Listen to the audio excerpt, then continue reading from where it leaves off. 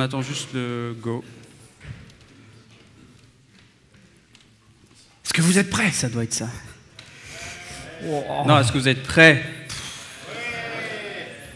Allez, hein. C'est pas ça. Bon, allez. C'est mal barré, hein. Bon, en tout cas, nous, on n'est pas prêts. Bon. Non, c'est vrai. C'est préparé il y a 10 minutes. Qu'est-ce qu'on va faire aujourd'hui? Je commence. Bah, n'importe, je peux commencer. Du coup, je commence.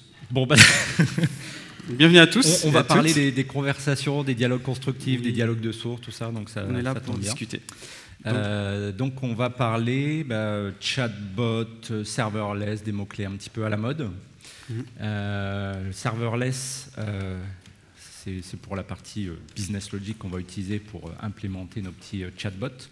Et là, je ne sais pas si nos amis de Commit Street, là, ils sont là, ils sont dehors Thomas, avec les livres. Là, il y a quelques mois, ils avaient sorti ce petit cartoon qui était rigolo, avec le gars qui dit « Ouais, je savais bien qu'il y avait des serveurs, il va chercher partout. » Et effectivement, le serverless, c'est des services tout managés, comme on va utiliser tout à l'heure avec Google Cloud Functions. Mais effectivement, il y a toujours quand même des serveurs quelque part. Donc, voilà, je ne me rappelais plus qu'il y avait l'animation. C'est juste qu'ils sont managés, quoi. Voilà, et ils sont managés pour vous. Donc vous aurez juste à déployer le code, la logique métier, pour implémenter votre petite logique de chatbot, comme on va le faire tout à l'heure. Et l'autre outil qu'on va utiliser dans nos démonstrations, c'est Dialogflow. Alors peut-être que vous connaissiez, vous aviez entendu parler de API AI. Est-ce qu'il y en avait qui connaissaient? Qui connaît API AI? Ouais. Okay. Et maintenant, Dialogflow, ça a été renommé il y a genre 2 semaines. Il faut dire Dialogflow maintenant. Et maintenant, ça s'appelle Dialogflow. Donc c'est très possible qu'on dise API AI 10 fois pendant la présentation, mais sachez que c'est bien Dialogflow. Dialogflow, donc c'est un outil, enfin c'était une boîte même d'ailleurs à l'origine que Google a racheté et qu'ils ont intégré donc dans la plateforme de Google et qui permet de faire des interfaces conversationnelles, donc des chatbots, etc. et de l'intégrer. Là, on a le petit logo de Messenger, par exemple, on peut faire des chatbots sur Messenger. Ou aussi, si vous avez vu, là, on ne l'a pas emmené, c'est toujours un peu embêtant à trimballer, on a les Google Home. Vous avez vu les Google Home? Il y en a qu'on a vu, ouais. Et donc, on peut aussi faire nos propres applications, nos propres chatbots sur Google Home et parler avec son Google Home et derrière avec son propre... Alors, bonne nouvelle, tout le monde a un téléphone? Ouais. En fait, vous pouvez aussi utiliser votre téléphone pour faire des actions, des assistants. L'assistant Google, vous appuyez longtemps. Sur iOS ou Android? Ouais, sur iOS aussi. Exactement. Pas besoin d'acheter Google Home. Enfin, si, il faut l'acheter. Si, il faut l'acheter, sinon qui c'est qui va payer mon salaire? Ok. Avant qu'on commence? Ouais, on va se présenter. Ou on commence peut-être. Il serait peut-être temps quand même. Donc moi je suis Guillaume Laforge, je travaille pour Google, je suis développeur advocate, donc je me focalise sur tout ce qui est Google Cloud Platform, dont Cloud Functions. Entre autres. Et moi c'est Wassim, je bosse chez Sphere sur Paris, en tant que développeur advocate aussi. Et je me focalise ces temps-ci sur tout ce qui est assistant, chatbot notamment. Et je suis parti d'un programme Google Developer Expert, donc, où en gros je fais le pont entre l'équipe assistant, Actions on Google, enfin ils sont plusieurs équipes d'ailleurs, et nous, enfin la communauté de dev qui utilisons ces produits-là. Donc si vous avez des feedbacks, des positifs ou négatifs, n'hésitez pas à venir nous parler après. Et tu es quand même le premier Google Developer Expert sur l'assistant au monde. Ouais. Attention, c'est pas n'importe qui. Hein. Respect. Ouais, merci. Ça mérite bien l'applaudissement. Et effectivement, donc, si vous avez d'autres questions donc, hors assistant, donc, sur ces technos-là, ou voire l'open source de manière générale, venez nous voir dans la vraie vie, hein, dehors. Il n'y a pas d'assistant ici, hein, donc on sera ravis de discuter et d'échanger. On sera votre assistant pour discuter.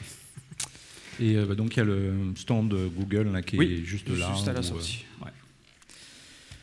Alors, c'est parti. Si on remonte un peu dans le temps, qu'est-ce qui s'est passé dans le temps? Alors, si vous avez autant de cheveux blancs que moi, j'en ai, peut-être, je ne sais pas si ça se voit avec les spots, mais il y a très longtemps, j'avais commencé à faire de l'IRC. Ça existe encore l'IRC. Hein. Qui en fait encore aujourd'hui? Quelques-uns. Bon, moi, j'en fais même plus d'ailleurs. Mais je ne sais pas si vous vous souvenez. Si vous, qui fait du Slack, il va y avoir 40 000 personnes. Ok, d'accord. Si vous faisiez de l'IRC déjà à l'époque, donc bon, c'est une interface textuelle, tout ça, on pouvait déjà quand même créer ses propres chatbots, mais c'est vrai que c'était Enfin, c'était plutôt genre des expressions régulières pour reconnaître des phrases bien, avec une certaine nomenclature bien fixe. Et du coup, quand on faisait des chatbots, voilà, il fallait vraiment dire la bonne phrase qui matche l'expression régulière, et on ne pouvait pas parler de manière naturelle avec une conversation comme on en a ensemble, quoi, que les êtres humains ont ensemble. Donc les chatbots en soi, c'est pas nouveau, ça existe déjà sur des interfaces comme ça de discussion, mais voilà, aujourd'hui on a des nouvelles interfaces, des Slack, etc. Et l'autre aspect, donc ça c'est screenshot de Dialogflow, comme on va le voir pendant la démo que Wassim va faire. Ce qui est intéressant, c'est que... Ah oui, on aurait peut-être pu mettre avec les petites phrases, en fait. Au lieu de définir des expressions régulières, on va pouvoir définir des phrases types que les utilisateurs donnent et vont dire ou vont taper. Et en fait, il y a l'intelligence artificielle derrière qui va faire le job d'analyser les phrases et de se dire « Ah, il a dit à peu près ça, je pense que ça match ce truc-là ». Mais on va le voir en action tout à l'heure pendant la démo. Les deux grands progrès qu'il y a eu, en fait, c'est vraiment le fait que tout ce qui est outils, logiciels, etc., d'analyse pour faire du machine learning ont vraiment énormément évolué. On a beaucoup plus d'ensembles de données qui nous ont permis d'analyser des tonnes et des tonnes de textes, des tonnes de voix, etc. Et en particulier, donc là, quand on fait avec une interface textuelle, il y a la partie Natural Language Processing qui est capable d'analyser les phrases qu'on dit et de savoir, un peu comme quand on était gamin à l'école primaire, enfin la grammaire, comment séparer les mots, les compléments, les verbes, les sujets, etc. Donc il y a vraiment une compréhension fine du texte. Et quand on utilise également la voix, par exemple avec Google Home, pardon. Quand on utilise la voix avec Google Home, il y a aussi la reconnaissance de la parole. Je ne sais pas si... pareil, il y a, je sais pas, 15 ans ou 20 ans, j'avais essayé les logiciels genre Dragon Dictate, ça vous dit quelque chose à certains? Et c'était l'horreur, il fallait passer genre 4 heures à essayer de répéter des mots à la noix pour qu'à la fin ils reconnaissent... C'était pas assez précis non plus, quoi. Ouais, et c'était en tout cas très pénible. Et donc moi je m'étais amusé à l'entraîner avec ma voix pour qu'il la reconnaisse et tout. Et au final j'ai laissé tomber après l'entraînement parce que c'était trop nul. Et alors qu'aujourd'hui... Même par exemple sur des voix d'enfants, moi j'ai le Google Home à la maison, j'ai mes filles qui ont 4 ans et 9 ans et qui arrivent à parler avec le Google Home alors que c'est des voix quand même qui ont une tessiture, une intensité, etc., un pitch qui sont complètement différents des voix d'adultes. Donc il y a vraiment eu beaucoup de progrès côté machine learning pour comprendre la voix, pour comprendre le texte, et ce qui nous permet en fait maintenant d'arriver à avoir une conversation presque normale et naturelle avec les chatbots d'aujourd'hui. Un petit peu de vocabulaire. Alors là, aujourd'hui, nous, on a... alors j'ai aussi des stickers, ça vous intéresse après, avec ce petit logo-là. C'est Actions on Google, c'est l'assistant. Donc l'assistant, en fait, c'est la conversation que vous avez avec la plateforme Google, avec l'assistant Google. Donc dès que vous avez envie, je sais pas, enfin, comme quand vous cherchez finalement dans Google Search, c'est cette conversation que vous allez avoir sur votre téléphone, sur votre Google Home, etc. Donc le Google Home, ça c'est tout simple, hein, c'est l'espèce de speaker, le haut-parleur connecté qui répond aussi comme on le fait sur le téléphone ou ailleurs. L'assistant SDK, ça c'est un truc qui est assez cool. En fait, il y a un kit qui existe avec des Raspberry Pi, etc. Enfin, on peut utiliser éventuellement autre chose, qui vous permet aussi de créer vos propres devices. Donc au lieu d'utiliser Google Home, vous pourriez faire un truc à base de Raspberry Pi, avec des boutons, avec ce que vous voulez, pour créer vos propres devices. Et le kit rajoute la fonctionnalité d'assistant et éventuellement vos propres apps à vos propres devices. Donc ça peut être sympa pour faire des trucs en marque blanche, des démos, des choses comme ça. Ensuite, nous, ce qu'on va construire... On va construire un chatbot. Alors, il y a différents termes pour ça. Par exemple, API AI, Dialogflow. Appeler ça plutôt des agents. Nous, on a tendance à appeler ça des chatbots. Et enfin, quoi qu'ils appellent plus ça Action d'ailleurs. Ils appellent ça vraiment des apps. Ouais, chez Google, on appelle ça Action, effectivement. Ils appellent ça maintenant plutôt des apps, même si ça s'appelle Actions on Google, ce qui n'est pas très logique. Mais bref. Donc, c'est les mêmes termes. Ça représente la même chose. Hein. Actions on Google, donc c'est vraiment la plateforme pour les développeurs pour créer ses propres agents, actions, chatbots, etc. Les apps, donc c'est celles qui sont disponibles dans l'assistant. L'Actions SDK, c'est ce qu'on va utiliser aussi, nous, dans notre démo tout à l'heure, pour pouvoir créer notre petit chatbot. Et Dialogflow, c'est la plateforme dont on a vu le screenshot tout à l'heure. Donc voilà un petit peu le vocabulaire, ça fait pas mal de trucs, mais on a une petite visualisation qui aide un petit peu mieux. Donc, comme on disait, on peut accéder à la plateforme, à l'assistant, au travers de différentes surfaces, on va appeler ça. Donc, que ce soit Google Home, Allo, votre téléphone, le kit, là, à base de Raspberry Pi.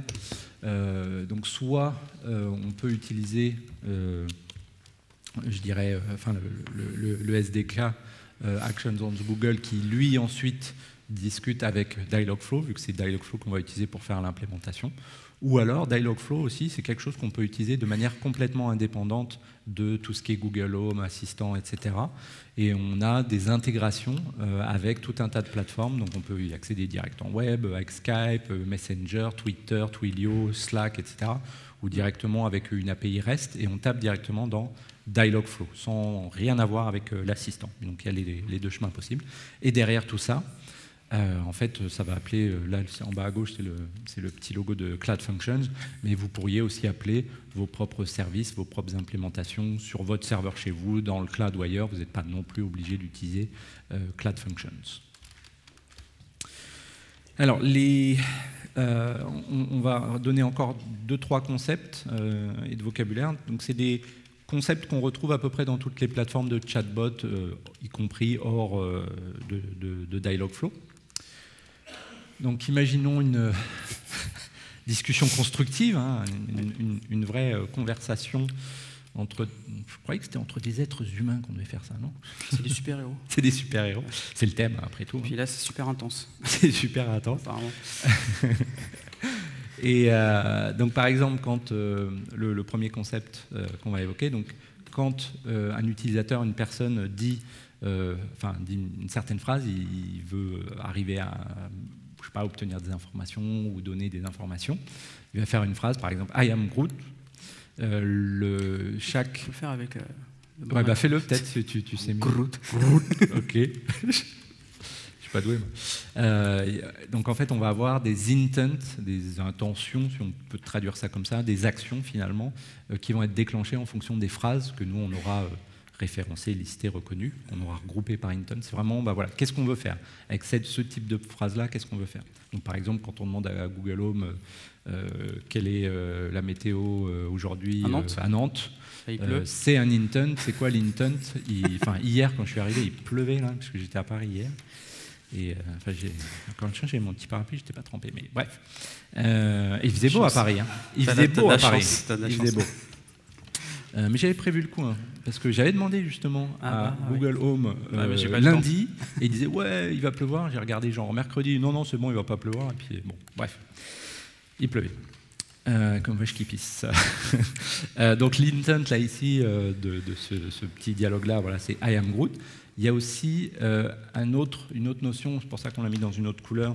Groot, en fait, c'est finalement le paramètre de cette action-là, de cet intent.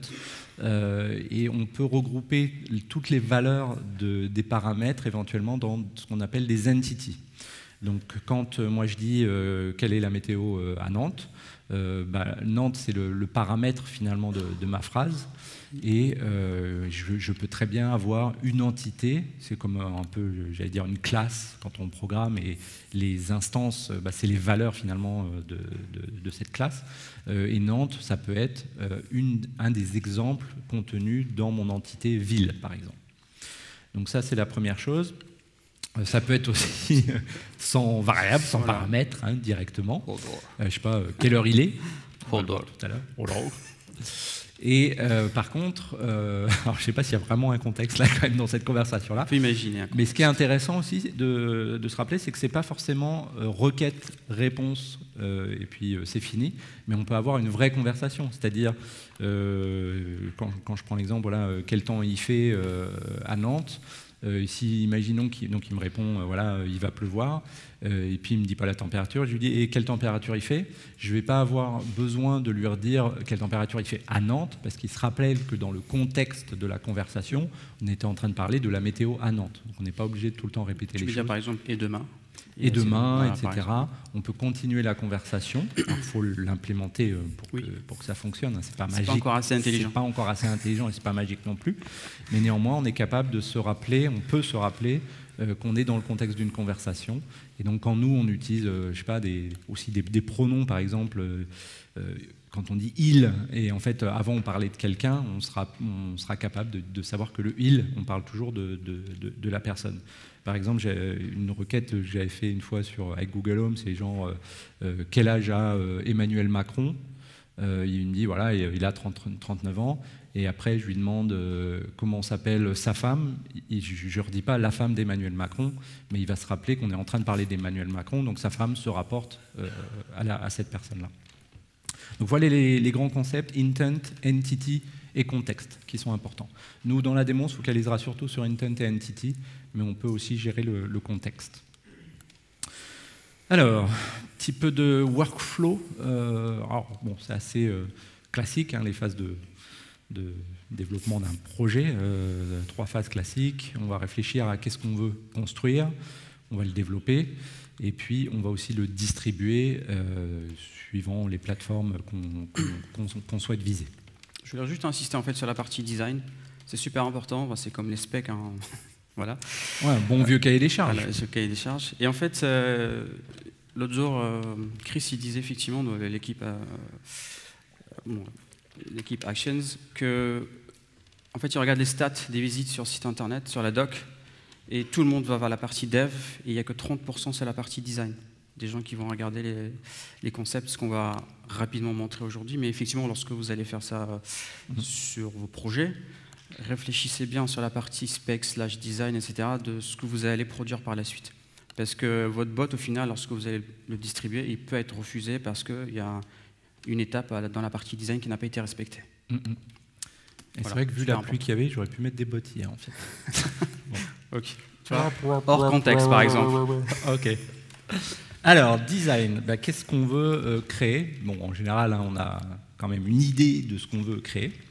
Et ce qui va être intéressant, c'est de réfléchir en fait à on appelle ça, je ne sais pas comment on dirait en fait en français, le persona. Si ça existe, c'est un mot latin, peut-être bien d'ailleurs. Non, je ne sais pas. Aux caractéristiques en fait du chatbot. Si on veut avoir une conversation assez naturelle, presque humaine, en fait, on veut pouvoir identifier le chatbot comme étant en quelque sorte une personne qui représente la marque, le produit, etc. En fait, c'est quasi inévitable. Quand on va parler avec le device, on va forcément imaginer quelqu'un derrière. Donc autant y penser dès le départ et voilà ce qu'on va dire par la suite, effectivement. Et un exemple que je prends souvent, d'ailleurs, avant de passer à ça, un exemple que je prends souvent, imaginez vous faites un chatbot, alors pour Google Home ou n'importe quoi, qui est une app pour les enfants. Par exemple, vous allez utiliser le tutoiement « Salut, comment tu vas aujourd'hui ?» Alors que, je ne sais pas, si on va faire un chatbot pour le fisc, si le fisc me dit « Ouais, t'as quelque chose à déclarer » ou je ne sais pas quoi, peut-être pas très bien le prendre. Ou s'il parle de manière très familière, « Ouais, t'aurais pas planqué de l'oseille sous le matelas » ou un truc comme ça. Il va y avoir, ça ne va pas paraître très naturel. Donc il faut penser à ce genre de choses. Par exemple, tutoiement, vouvoiement, ça peut être différentes choses. Si... par exemple, on peut faire un chatbot pour... alors attends, qui c'est qui a une marque avec un personnage, je sais pas, Ronald McDonald, mais on ne connaît pas sa voix en fait. Butagaz. Ou Butagaz, non, ou comment elle s'appelle là Il y a un contexte, Cerise. mais voilà. Cerise. Ah. Et ben en fait, on peut aussi très bien faire ou utiliser même des enregistrements de la voix de Cerise. Pourquoi pas? Je sais pas si on va citer des marques. Oui, je sais pas. Donc faut qu'on en cite 3 autres. Peut-être pas dû. Ah oui, pour que. Donc on associe souvent à une marque, un produit, quand même une personne. Des fois, avec les pubs à la télé, on a une vraie personne. Renault. Hein? Renault. Ouais. Zoé, non? Zoé, ouais, oui, Zoé aussi. Ouais. Voilà, ça fait 3. Okay. On a eu ça. Donc on associe une personne à une marque, à un produit. Donc il faut réfléchir un petit peu aux attributs de cette marque, de ce produit, de cette entreprise. Donc est-ce que c'est quelqu'un qui est bavard, efficace, qui essaie d'aider, qui est... voilà, on peut réfléchir un petit peu aux attributs et ça va nous aider aussi quand on va designer finalement les dialogues de nos chatbots à faire quelque chose qui paraît cohérent. Donc le voice, le style. Donc souvent, des fois, donc, quand on fait des ateliers pour faire ça, en fait, on définit même une sorte le bio-sketch, là, c'est une sorte de carte d'identité finalement de la personne. On peut aussi utiliser comme ça des tableaux où on dit voilà le genre de phrase que la personne peut dire, voilà le genre de vocabulaire que la personne n'utilisera pas, utilisera ou utilisera pas, pour être sûr que quand on crée le dialogue, on suit un petit peu ces grands principes-là. Voilà ce qu'il ne faut pas faire. Best conversation ever. Alors, donc c'est pas fini, ouais. Hein? Donc c'est pas fini le design en fait. Là, ouais. C'est juste un résumé de ce qu'il faut faire. Et après, donc souvent, on a tendance quand même à penser au happy path, donc c'est-à-dire voilà un dialogue qui va bien. Mais malheureusement, souvent, alors c'est le 4e item d'ailleurs, c'est en fait la conversation va dérailler à un moment ou à un autre et il va falloir la réparer.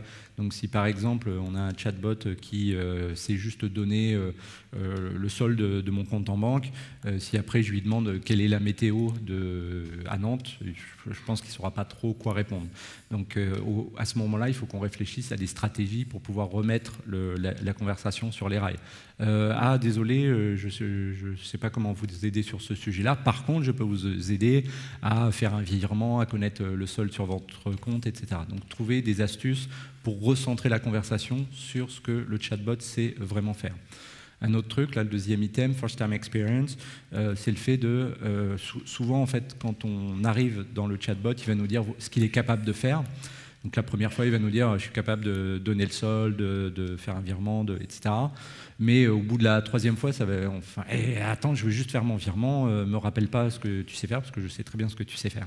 Donc je sais pas, par exemple la 3e fois, on va lui dire bon bienvenue sur ma super banque, qu'est-ce que je peux faire pour vous, au lieu de redire à chaque fois ce qui va se passer. Enfin les différentes possibilités. Et puis un autre truc aussi que je voulais, non, je le dirai après. Voilà. Donc il y a tout un tas de choses. On définit des dialogues d'exemple. Donc il y a des happy paths, mais il faut aussi réfléchir à comment améliorer, réparer la conversation pour se focaliser sur ce que le chatbot est capable de faire. C'est vrai que souvent quand on démarre le design d'un assistant comme ça, on fait d'abord en fait le happy path. Le happy path, c'est le chemin le plus court entre ma question et le résultat final. Il peut y avoir plusieurs échanges, mais en fait, dans un premier temps, on laisse de côté les cas d'erreur. On fait d'abord notre use case qui fonctionne, après, effectivement, on réfléchit à la suite. Mais voilà, dès le départ, commencez par faire votre happy path, une conversation qui marche bien, on va dire.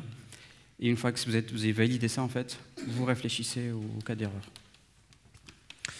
Et sur ce site-là, on a donc c'est un raccourci g.co dev. On va partager les slides après. Donc, actions checklist. Alors, il y a aussi actions design, il y a actions checklist comme URL. Sur ce site-là, il y a tout un tas de guides que vous pouvez lire ou même télécharger en PDF qui vous donnent, qui expliquent par exemple comment une conversation humaine fonctionne, etc. Qui sont vraiment très intéressants à lire. Et en fait, c'est tellement naturel pour nous de converser qu'on ne se rend pas compte de tout ce que ça implique en fait, de faire des conversations et on n'y pense pas quand nous, on les design et qu'on écrit les dialogues souvent. Et donc là aussi, on a cette checklist qui est sympa, qui peut vous aider à vous dire bon, c'est bon, je suis prêt à mettre mon chatbot en production. Par exemple, il y a un des exemples ici, une des checkbox, c'est be cooperative, être coopératif, parce qu'en fait, ce qu'on veut, c'est quand même arriver à un résultat avec notre chatbot, et on veut le faire de manière coopérative. Ce que ça veut dire, c'est, par exemple, dans une conversation, si, imaginons, je fais un chatbot pour un truc genre UGC, Allociné, je sais pas quoi, et l'utilisateur va poser la question, ouais, est-ce qu'il y a des bons films ce soir au ciné? Et le chatbot, il répond, oui. Ok, très bien. Il y a quoi? Il y a quoi putain, ce soir au ciné? Donc, au lieu de juste répondre oui, l'idée c'est d'être coopérative et d'aider à aller vers un résultat, d'avoir la liste des films qui marchent bien en ce moment, par exemple.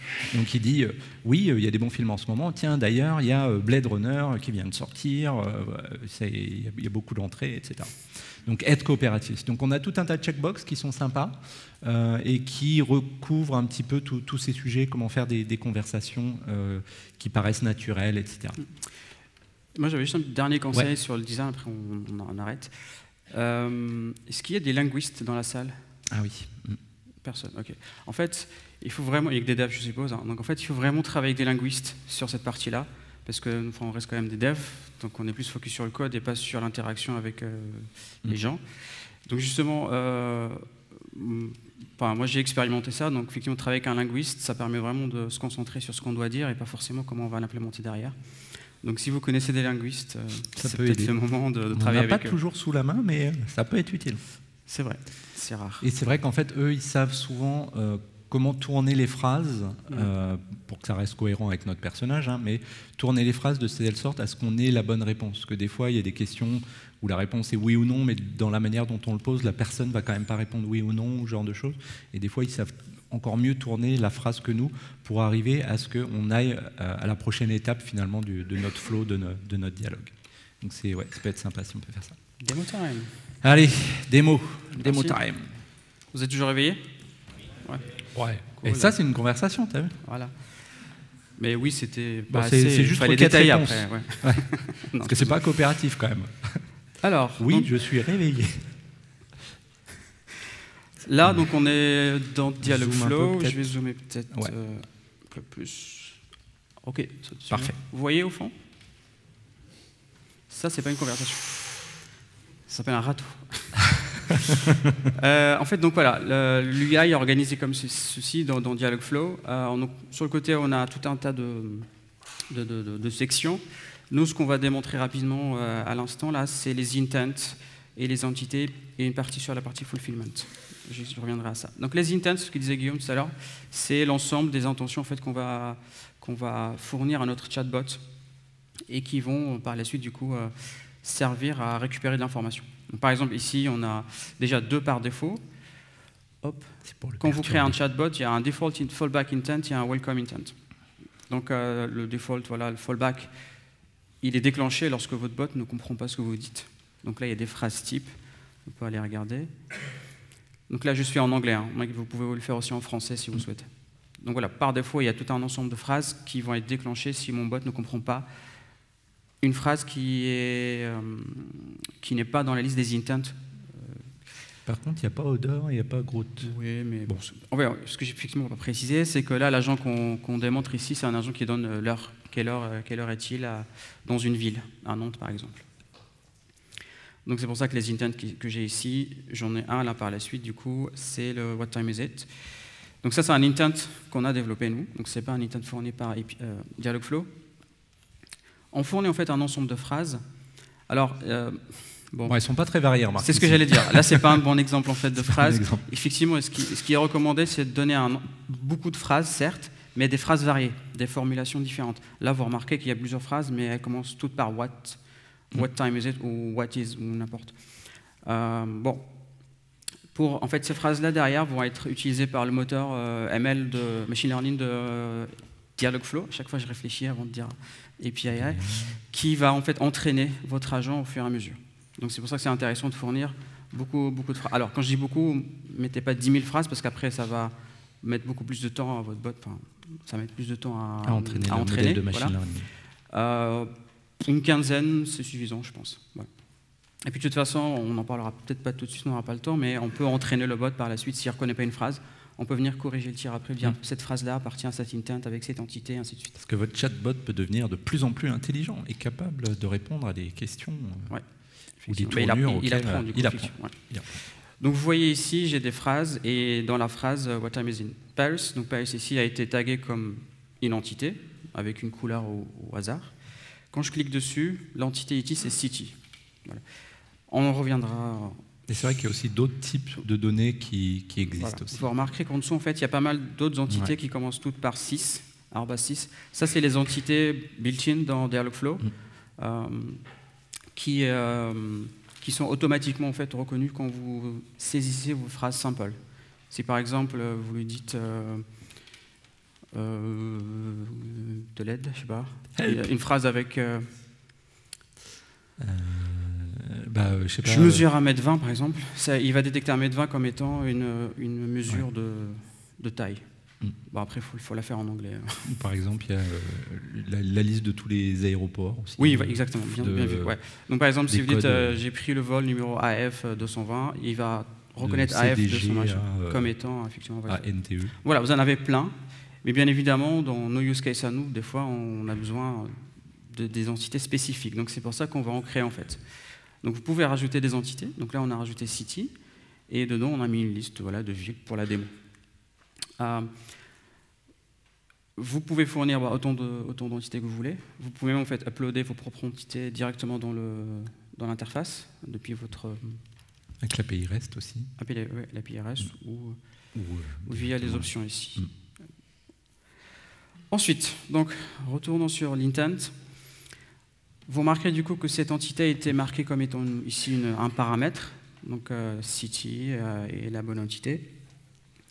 Ce genre de paramètres, en fait, vous allez pouvoir du coup les récupérer côté back-end, côté métier, et du coup travailler avec. Donc c'est aussi intéressant d'utiliser des entités. Et tout en bas, vous avez une section réponses. Donc là, vous pouvez fournir des réponses directement dans l'UI. Par contre, c'est statique, bien sûr. À la limite, en fait, on peut récupérer la valeur de la variable city avec $city par exemple. Ou plus tard, quand on a des contextes, on peut aussi accéder à la data qu'on a mis dans un contexte pour mémoriser lors des différents échanges. Et du coup, justement, on peut tester. Donc sur la partie de droite, je peux lui dire, voilà, qu'on pourrait marquer what time is it not. Il me dit it's party time and not. C'est pas le cas très apparemment. Mais... voilà, il a simplement repris la phrase que je lui ai donnée, il a remplacé $city par not, tout simplement. Donc bien sûr, ce n'est pas très riche comme réponse, donc au bout d'un moment, on veut en fait brancher ça sur un serveur. Donc justement, c'est tout en bas de la page, en fait, on va cocher le use webhook. Alors use webhook, quand vous le cochez ici, ça veut dire que la réponse va être récupérée depuis un backend, depuis une URL, tout simplement. Donc je vais sauvegarder. Et il y a quand même besoin d'une petite configuration. Il faut lui dire quelle est l'URL qu'il faut qu'il aille fetch. Donc là, on va dans Fulfillment et vous pouvez renseigner votre URL dans cette zone-là. Sinon, il m'a dégagé le truc en bas. Sinon, si vous voulez juste pour les besoins de prototype ou poker rapidement une réponse, vous pouvez coder directement dans la zone en dessous. Du coup, bon, je ne vais pas le faire ici parce que sinon il va râler. Ouais, Internet. Voilà, donc pour brancher votre URL, donc là c'est une Cloud Function qui est ici, hein, qui tourne sur GCP et qui, peut-être regarder juste simplement les sources. Voilà. On l'a peut-être pas précisé, mais on le précisera juste après du coup. Donc on code en JavaScript, Node.js. Ouais. Il y a des fans dans la salle. Bon, les autres, il va falloir commencer. Ceci dit. Non, là, en tout cas, si on utilise Cloud Functions, aujourd'hui, il n'y a que JavaScript Node.js. Après, comme disait Wassim, comme on donne une URL, ce vers quoi, en fait, qu'est-ce qui va être invoqué, le webhook qui va être invoqué. Après, derrière, tu peux le faire en Java, sur ton serveur, en Python, en Go, en ce que tu veux, il n'y a aucun souci. Ou chez la concurrence. Ouais. Ça veut dire que la réponse, moi, si je code ailleurs que Cloud Function, ouais. la réponse, je n'ai pas besoin de la typer du style de ce qu'attend le si. Alors après, il y a quand même tu reçois une requête, c'est un format JSON particulier, et toi en réponse, tu dois simplement donner le JSON qu'il attend. Donc avec le texte qui doit être retourné, etc. Il y a 2-3 champs à retourner. Du moment que tu sais lire et écrire du JSON, tu peux utiliser ce que tu veux. On reprendra les questions à la fin si tu veux. Ouais. Après, c'est vrai qu'avec le module Node qu'on va utiliser, c'est plus pratique à gérer, etc., que de le faire comme ça, à la mano, avec du JSON. Ok. Du coup, justement, en fait, on va parler de cette partie, donc develop. Donc tout le monde est content, là. On va pouvoir coder, finalement. Donc, effectivement, à un moment donné, il va falloir qu'on s'attaque à la partie dev pour fournir ce genre des réponses dynamiques qui... dans la data vient de notre ici, par exemple. Donc, un petit mot rapidement sur comment se déroule en fait une conversation, donc en termes d'infrastructure derrière, qui parle avec qui, etc. Donc là, disons que voilà, l'être humain parle en fait avec avec l'assistant, donc ici à travers le Google Home. Donc la requête, effectivement, donc il y a tout un tas de traitements derrière sur la requête, transformer ma voix en texte, puis derrière lancer la reconnaissance NLU, NLP pour extraire les différentes entités. Voilà, donc tout ça c'est fait avec l'assistant. Donc entre-temps, forcément, voilà, il me répond. Et là, justement, dans mon exemple, je lui dis, en fait, OK Google, parlez avec, donc talk to, le nom du bot. En anglais, c'est talk to. Lorsque vous faites votre bot en français, c'est parler avec, ou demander à le nom de votre bot. OK. Ensuite, donc oui, forcément, donc l'assistant réveille votre agent, votre action, qui s'appelle bot ici. Et après, vous pouvez du coup parler directement avec votre assistant. Par exemple ici, quelle heure est-il à Nantes? Et lorsque je dis cette phrase-là, quelle heure est-il à Nantes, what time is it in Nantes par exemple, cette phrase en fait, elle va être reconnue par Dialogflow, par le moteur de ML de Dialogflow, qui va du coup matcher la phrase. Alors quand je dis la phrase, hein, c'est la version traitée de la phrase par assistant, c'est pas le texte en fait, c'est vraiment la version nettoyée, etc. Et du coup, Dialogflow va matcher la phrase avec un intent, et du coup, voilà. Derrière, s'il y a un webhook, il va appeler le webhook avec les entités, si on a. Et il me répond du coup. Et puis voilà. Après, évidemment, si à un moment donné on a besoin de la data, c'est là où on branche notre webhook. Et donc, webhook peut pointer sur un cloud ou sur votre cloud ou votre SI. On l'a pas précisé tout à l'heure dans le Dialogflow, en fait, lorsqu'on branche une URL, lorsqu'on met une URL, on peut aussi la sécuriser via une authentification. Voilà. Tu veux dire un mot sur les faces? Ouais, donc là, nous, dans cette démo, on a décidé d'utiliser Cloud Functions, donc c'est la mode Functions as a Service, où on déploie finalement juste une fonction et pas forcément une grosse app qu'on complète, etc. C'est donc bon, c'est un petit peu dans les mêmes concepts aussi, hein, de tout ce qui est microservices. Là, nous, notre unité, c'est effectivement une fonction. Sur Cloud Functions, c'est un service, comme on l'avait dit en introduction, complètement managé. Donc, vous n'avez vraiment pas à provisionner un cluster, des VM, des serveurs, à définir, je sais pas, l'OS dont vous avez besoin, etc. C'est fait de manière totalement transparente et géré par la plateforme. Là aujourd'hui, ah oui, ici je voulais dire aussi, donc c'est après, ouais. Donc c'est aussi une plateforme où on paye à l'usage, donc c'est-à-dire si c'est pas utilisé du tout, si votre chatbot n'est pas utilisé, ça va pas vous coûter le prix d'une VM que vous auriez instanciée, mais c'est en fonction du nombre d'appels que vous avez. Et puis, donc là aujourd'hui, effectivement, ce qu'on a, c'est du Node.js et JavaScript, mais avec V8, etc., les modules NPM, tout ce que vous pouvez avoir envie d'utiliser dans votre code. Mais après, il y aura également d'autres langues, Java, Python, etc., à terme. Ensuite, on a, avec Cloud Function, que vous pouvez utiliser totalement évidemment en dehors des chatbots, on a aussi la notion d'événement. Donc, par exemple, si on met je sais pas, des photos sur Google Cloud Storage, on peut avoir un événement qui réveille une fonction. Si on a des messages sur des queues de messages là, sur Cloud PubSub, on peut également être notifié s'il y a des messages sur un topic particulier, etc. Et puis, nous, ce qui nous intéresse, c'est l'aspect appel synchrone, avec le fait qu'on puisse appeler comme ça une fonction par HTTP. Et c'est ce qu'on a pu définir dans l'interface de Dialogflow, dans Fulfillment, le webhook. On a dit, voilà, appelle ma fonction dès que quelqu'un dit quelque chose. Mon événement, finalement, c'est quelqu'un qui dit quelque chose. Après, on a aussi l'intégration. Ouais, juste effectivement, les 4 derniers triggers sont spécifiques à Firebase. Firebase, ouais. Voilà. Et Firebase, qu'on utilise pour tout ce qui est appli mobile, même appli web aussi, faire du real-time, être notifié des changements dans la base de données, tout, pour faire, je sais pas, des applis de chat par exemple, des trucs comme ça. Il y a aussi d'autres événements qui sont supportés quand on utilise Firebase Functions. Par exemple, un nouvel utilisateur qui va s'authentifier, hop, on a un événement.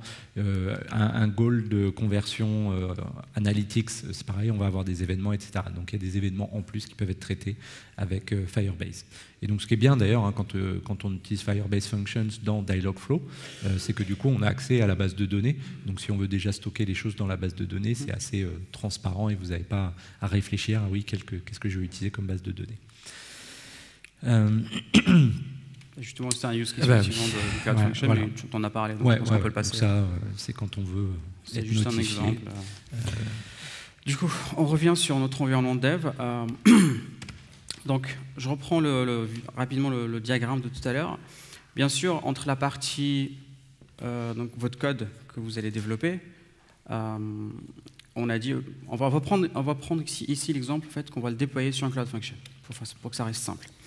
Donc en fait, c'est un peu dommage du coup de faire des modifs et déployer, d'attendre que ça soit déployé, etc. pour retester en continu.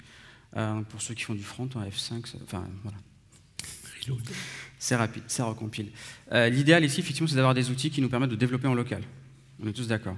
Donc c'est pour cela en fait qu'il y a un outil qui s'appelle Cloud Function Emulator que vous installez sur votre machine. Donc c'est avec npm install je sais plus. Et c'est sur la documentation de toute façon.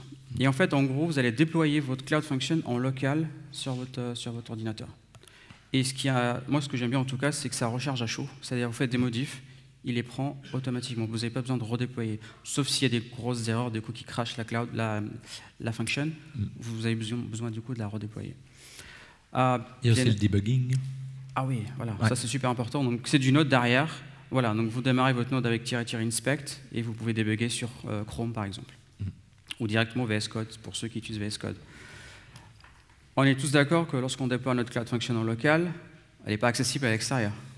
Qui est d'accord? Voilà, ça paraît logique. On ne peut pas accéder localhost à partir d'Internet? Sauf si tu achètes localhost. Localhost.com. Donc voilà, le Dialogflow ne peut pas accéder sur votre machine. Donc c'est pour ça qu'on utilise en fait un outil qui s'appelle ngrok ou ngrok. Qui connaît ngrok? Voilà. En tout cas, moi c'est devenu mon super pote depuis que je fais depuis un an là. Et ça, en gros, ça fait simplement un tunnel, ça crée un tunnel depuis votre machine sur un nom de domaine. Enfin, sur le domaine ngrok.io, je crois, avec un sous-domaine qui vous est donné gratuitement, enfin aléatoirement. Donc à chaque fois que vous lancez un tunnel, vous allez avoir un domaine différent. Sauf si du coup vous achetez un plan, je ne sais pas combien ça coûte. Voilà. Et comme ça, vous pouvez réserver en fait des noms, des sous-domaines. Et après, en fait, vous prenez cette URL et vous la communiquez sur Dialogflow. Donc voilà, donc je vais zapper les slides suivants parce que ça répète juste ce que je viens de dire. Hop. Et on va directement faire la partie démo. Donc pour cela, j'ai mon code qui est déjà là. On est dans le temps? 10 minutes. C'est pas du tout ça. Vous voulez de la musique sur Spotify? Tout le monde voit mon écran là? Ouais. C'est pas celui-là. Mais bon. On va faire simple. On va le relancer. Hop. La dernière fois, j'ai fait la même démo et du coup, j'avais ma carte d'identité derrière et ma carte bancaire parce que j'étais en train d'acheter des bitcoins et du coup, tout le monde voyait mon compte. Oups. Allez. Hop. Voilà, donc j'ai le projet qui est sur ma machine. Donc, vous voyez donc, juste un fichier JS tout simple.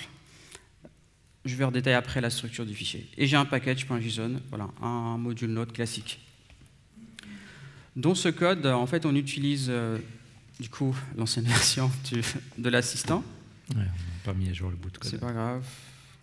Maintenant, ça s'appelle Dialogflow. Bon, je vais pas le modifier parce que on sait que ça marche comme ça. On va... voilà. Donc, grosso modo, la partie intéressante, c'est celle-ci. Si vous voyez à l'écran, je vais peut-être zoomer un peu plus. En fait, votre script doit exporter en fait une fonction. Ici, on va l'appeler agent. Il faut juste du coup mémoriser cette fonction-là en fait. Parce qu'après, on va la renseigner derrière au moment du déploiement. Donc, à l'intérieur de cette fonction, donc, on reçoit en fait en gros, derrière, ce qui se passe, en fait, c'est UseExpress. Donc, le moteur, le SDK, en fait, vous fournit la requête et la réponse. Et puis, quand je dis le moteur, c'est l'environnement, le runtime, en fait, Cloud Function, vous fournit ça. Puis derrière vous récupérez ces request response et vous le passez au SDK, en fait. Donc là, le SDK, API AI Assistant, vous l'avez avec ce SDK-là, actions-on-google, et vous importez. Il y a plusieurs classes. Vous importez donc celle qui vous intéresse. Donc ici, chez nous, c'est API AI Assistant, autrement Dialogflow, Dialogflow App, avec la nouvelle version 1.5. Et après, grosso modo, ce qu'il faudrait faire ici, c'est fabriquer en fait un objet, une hashmap, avec les noms des actions, je vais vous montrer à quoi ça sert, enfin, d'où ça vient surtout, mappé sur des fonctions, les fonctions qui vont être exécutées pour la logique de votre intent. Voilà. Donc ici, j'ai une action que j'ai mis dans une contexte, ask for the time, et la fonction qui est ici, what time is it, voilà, qui est là, qui va traiter en fait la requête de la demande de l'utilisateur. Chose très importante en fait. Oui, City, je crois qu'on l'a appelé pas GeoCity. Sinon on va avoir un problème. On l'a appelé City. On avait changé le nom du paramètre. Okay. Je vais du coup expliquer d'où ça vient, c'est ask for the time et City. En fait, si vous vous rappelez bien tout à l'heure,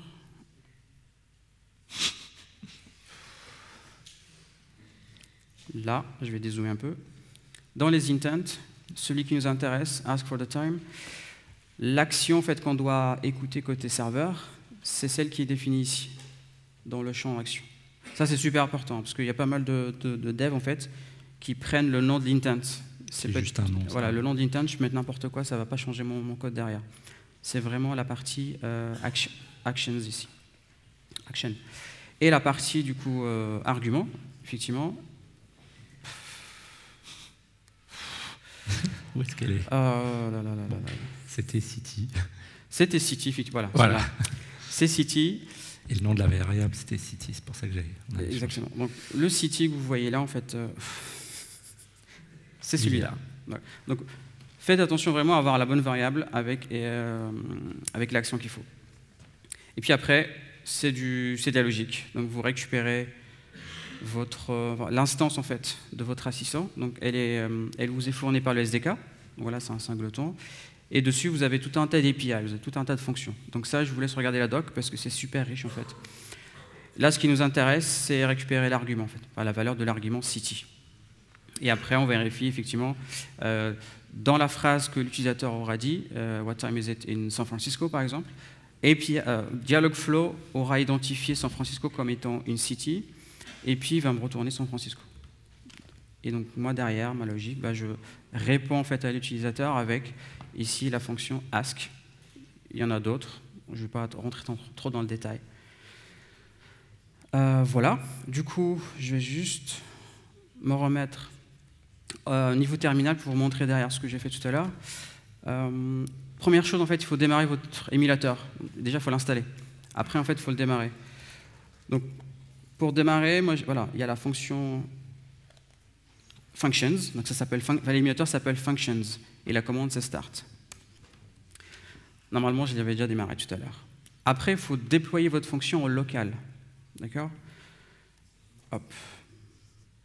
Moi, je l'ai mise du coup ici dans mon script npm. Donc ça fait functions deploy agent. Agent, c'est le nom de votre fonction. Donc c'est là où c'est super important de mettre le même nom. Si vous ne mettez pas le même nom, ça ne va pas marcher. Et puis là, je lui donne en fait quel type de trigger je veux qu'il utilise. Donc là, effectivement, comme on a dit tout à l'heure, comme on a besoin d'une URL, on va le pinguer via URL. Si vous faites derrière une infra assez riche avec des pub sub, etc., là, il faudra changer la configuration. D'ailleurs, c'est trigger HTTP, mais ça devrait être HTTPS, vu qu'en fait tout est en HTTPS. Oui, et HTTPS, c'est obligatoire d'ailleurs. Ouais. Donc je lance mon script ngrok. Alors je ne vais pas le lancer en fait parce qu'il tourne quelque part.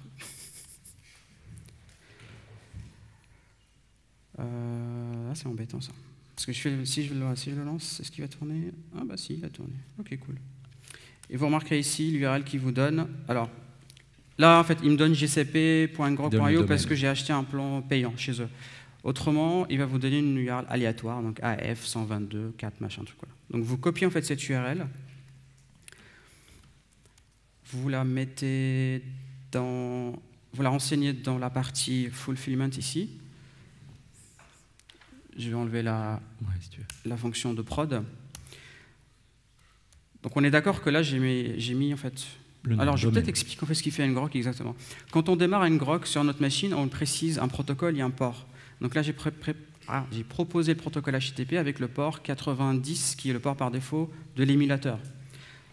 Si vous avez un Spring Boot qui tourne sur votre machine, vous mettez 80-80 par exemple, si c'est ça votre port.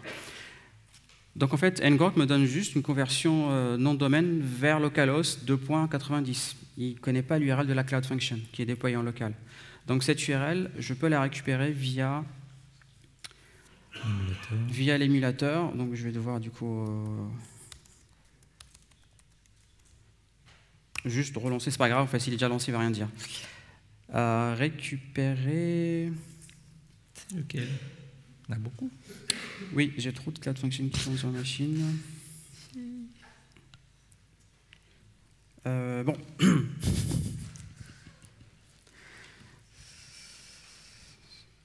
Allez, au pif. Généralement, c'est la dernière. Suspense. N'oubliez pas de sauvegarder. Donc là, on est d'accord, enfin, si ça marche. Si ça marche pas, c'est juste que je me suis planté dans l'URL parce qu'il y en a trop. Il est censé, en fait, Dialogflow est censé interpréter ma phrase et puis aller chercher sur ma machine la réponse, tout simplement. Suspense. Oui, et d'ailleurs, en fait, juste pour aller plus revenir du coup, ngrok vous fournit une interface de debug, donc vous pouvez aller dessus sur le port, sur le port 4040 en localhost. Et du coup, on peut voir ce qui rentre en JSON, ce qui ressort en JSON, etc. Exactement. Ce qui est super pratique. What time is it in Nantes? Voilà. Donc là, effectivement, c'était la bonne URL. Donc voilà, il y a quelques secondes, effectivement, donc c'est celle-là. Donc ça, c'est le JSON en fait que Dialogflow m'envoie. Et puis ça, c'est le JSON que le SDK, enfin que du coup mon code retourne à travers le SDK. D'ailleurs, pour ceux qui ne veulent pas utiliser du JS pour votre métier derrière, vous pouvez faire du Java, du Go, ce que vous voulez. Mais il faut retourner à partir du moment où vous retournez ce contrat d'interface en fait, et que vous interprétiez cet input-là. Yes. Donc pareil, ça c'est documenté. Et donc ça marche. Dans la doc. Donc là, je ne vais pas débugger, mais vous imaginez, je mets un point d'arrêt, normalement il va s'arrêter sans problème. Et puis si vous faites des changements en live, il y a le live reload. Oui, on tente ça vite fait. Je ne sais pas si on est dans le temps. On est un peu juste, mais... Nantes. Ouais. Allez.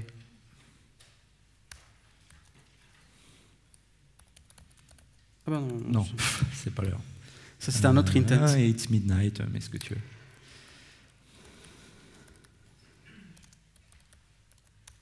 Dude. J'ai fait CTRL S, parce que ça ne se voit pas du coup.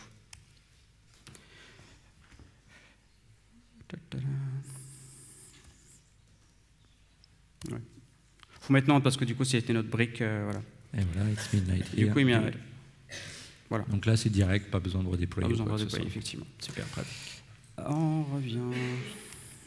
Yes. Et après, 2-3 mots sur la distribution. Donc, au bout d'un moment, il faut le rendre disponible. Il faut bien mettre en prod, quoi. Là, donc, oui, juste préciser peut-être que quand vous développez en fait votre assistant, vous pouvez le tester avec votre adresse Gmail, avec le même compte Gmail en fait, que vous avez utilisé dans Dialogflow et dans le simulateur. Mais je pense qu'on ne parle pas de simulateur, mais bon. Oui, non, on n'a pas le temps. Mais du coup, c'est disponible qu'à votre compte en fait. Il n'est pas disponible pour tout le monde. En version de test, ouais. Pour ce qui est assez pratique pour tester pour de vrai avec la voix, par exemple. Et dispo pendant 7 jours.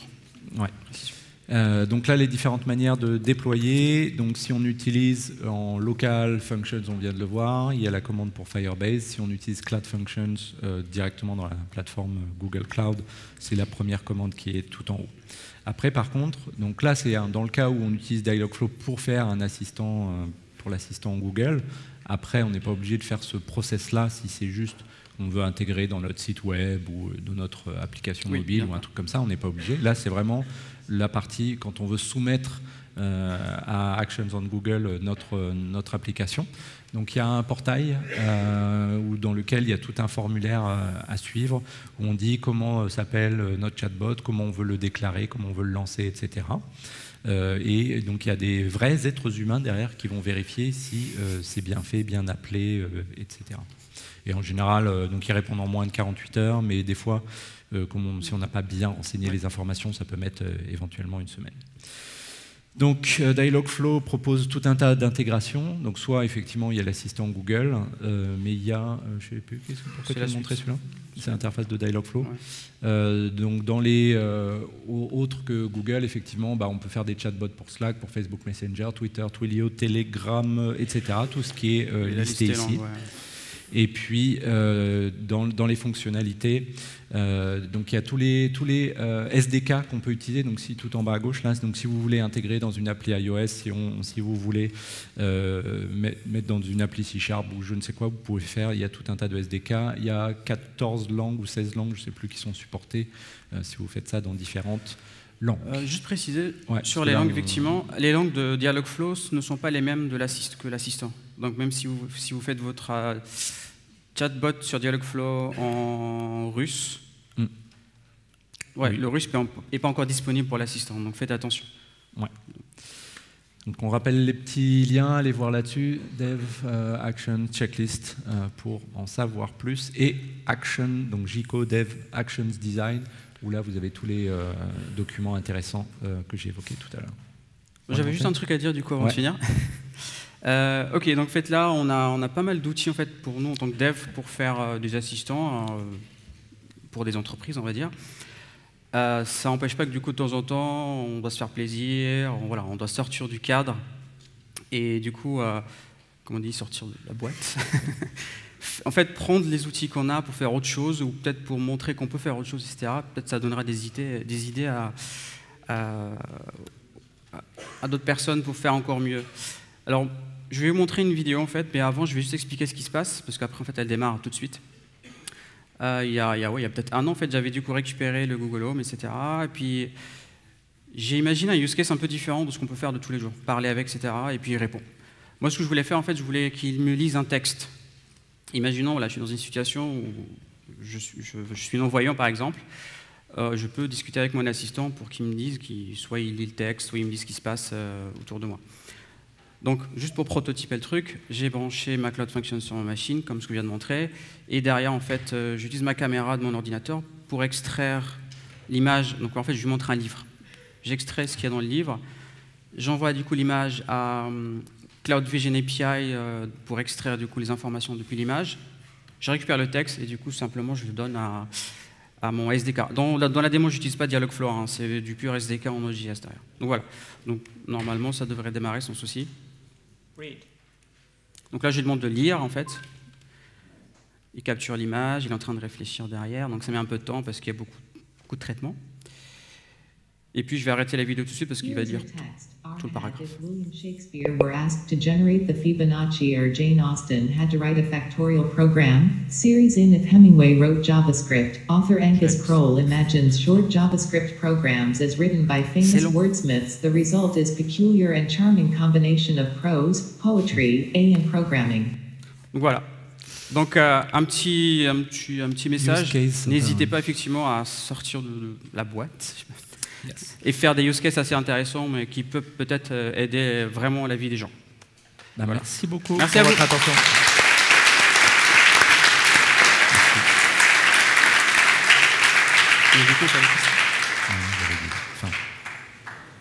Pour les questions, vous pouvez venir nous voir après. Ok, donc pour les questions, on sera dans les parages pour les questions.